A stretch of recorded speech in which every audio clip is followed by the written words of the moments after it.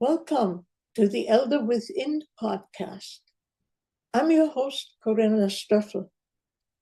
Have you noticed we are living through a global transition? The old ways are falling away and something new is wanting to emerge. In the past, elders helped guide these moments.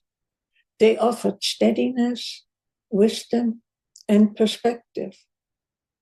Today, that role has faded, and we can feel the absence.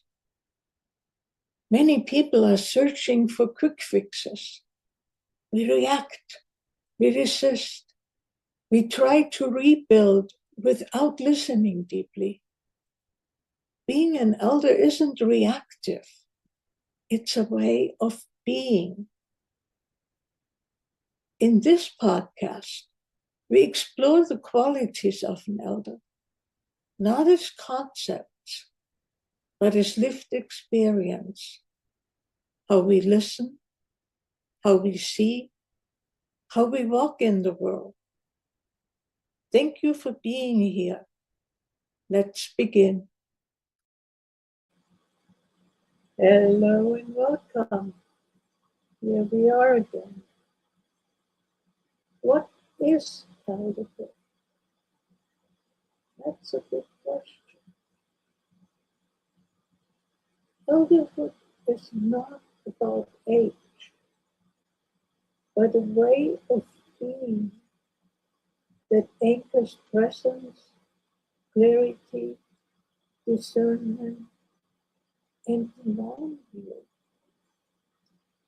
Presence is not only something we experience internally, it's quietly changing the field around us. And I'll return to that later in the series because there is so much to say about presence than I can cover in one simple session. What do I mean with presence? There is presence with self, presence with others, and presence with what is going on, what's going on around us. Not only immediately within the family, but within our country, within the world. So let's start with presence with self. When I'm present with myself, I notice what is going on with me, the emotions, the energies that I have. There is an awareness of my thoughts. And thoughts are a creative force. They shape the world. Thoughts, in a way, are the lens through which we look at the world, and that way it creates the world around us. I sometimes talk sorry. I sometimes talk about that I can hear my thoughts. I recognize the energy of them. I become aware of the way they shift my being, that they result in emotions. And being present with your thoughts requires honesty. Because sometimes I catch myself having thoughts that I'm not happy about because they don't go with a view that I have, a belief system that I have. So if I'm not willing to be honest with it, I'll I'll be less likely to be aware of them, let's put it that way. And that will have impacts on the lenses that I have, because the lens that the clearer the lens that I have is, the more honest I have to be about my thoughts. Presence with others. The first thing that comes to mind when I am thinking about being present for somebody else is that I am truly listening to what is being said. That I'm not just hearing the words, but I'm hearing the emotions. I'm perceiving what is going on for the other person. And that requires that I'm allowed, not in judgment of what it is that they're saying. When you're in a conversation, saying no to something that feels inappropriate towards me, I can still say no. That doesn't have to come from judgment. It doesn't have to go into me thinking, oh, that person is inappropriate and they're not doing it in the right way. And all those things that judgment includes. Boundaries are not judgment. And as an elder, we know who we are, what works, what doesn't work. And we request things that work for us. There's nothing wrong with that. I don't have to enforce it. I don't have to cut another person off or out of my life if they don't follow them. But I can request it. And I can stay if something is not working. And I'm allowing the same for others. So I stop having the need to fix others. And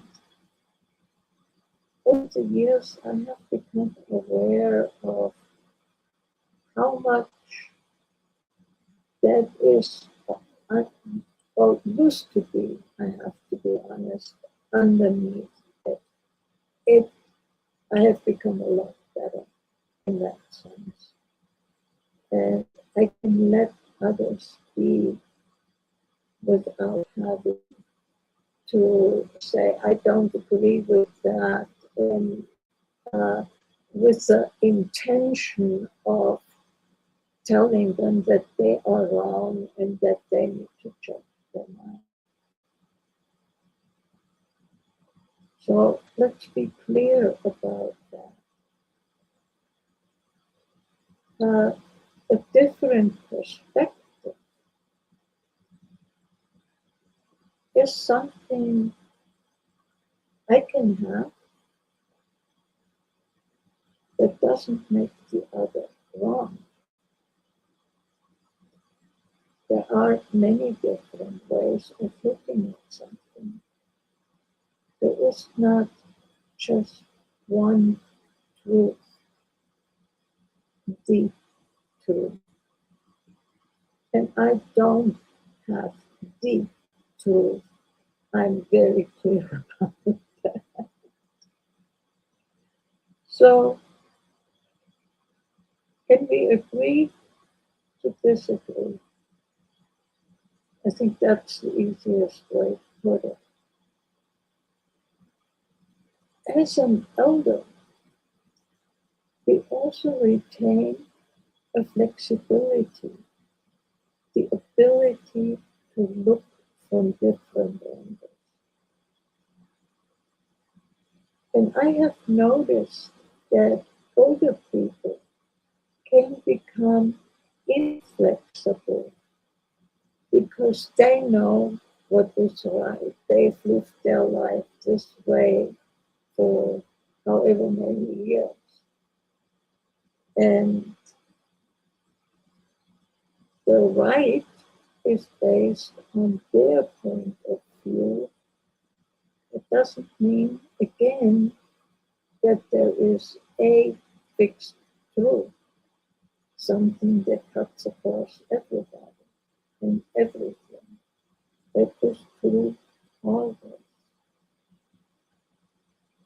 And saying that, being aware of my thought, I thought, huh, what if there are some truths that are true always?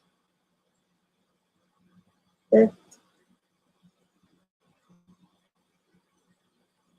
I have to settle. Yeah, actually, it's a great segue into being present with what is. In honesty and no judgment. What just happened is I was surprised, but I didn't go into judgment of myself. The awareness of one's response to what is going on in the world.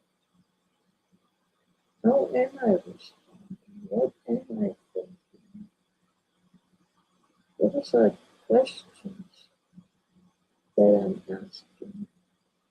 And an elder has the willingness to ask those questions, has the curiosity that is behind those questions. And elders allow for clarity. They know that there is a way that opposites reinforce each other. Light doesn't mean much if there wouldn't be darkness. So it's in the contrast of it. Polarity in and of itself is not wrong. I can just be aware of it. I can agree with the one view in the polarity and not agree with the other. That is a possibility that I have. But I don't need to take sides. I don't need to go into, oh, this is right and this is wrong.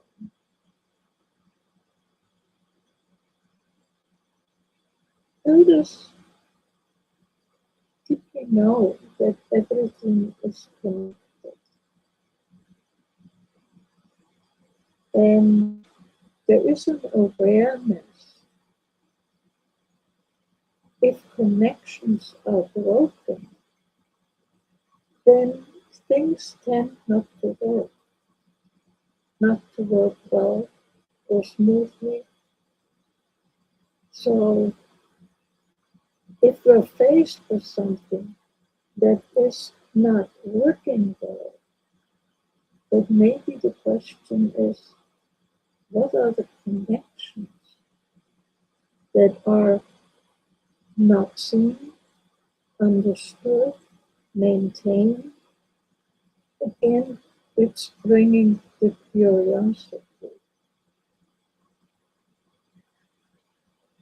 Overall, presence is a way of being, not doing. The soul is present, not my intellect. And today, the world is noisy, and people with that noise feel lonely. And what if stepping into elderhood and being present is an incredible gift? There is a calmness that descends on a person, or is evoked in a person if they are being seen, fully seen.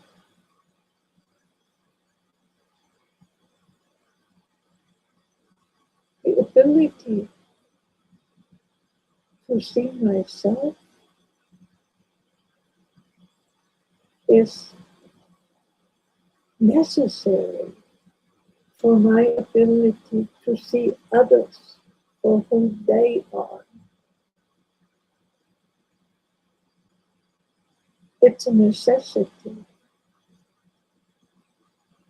It's not a guarantee that I will see the other, but without the presence and the ability to see myself, it definitely is not there. And again, the presence of seeing myself is necessary to have the ability to see what really is, to see below the surface.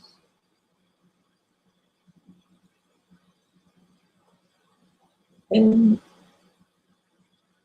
what if that is something that is needed today?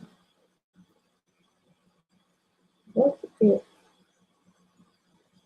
is a question that I like to ask them. Thank you for listening. Let's walk this path together. Until next week.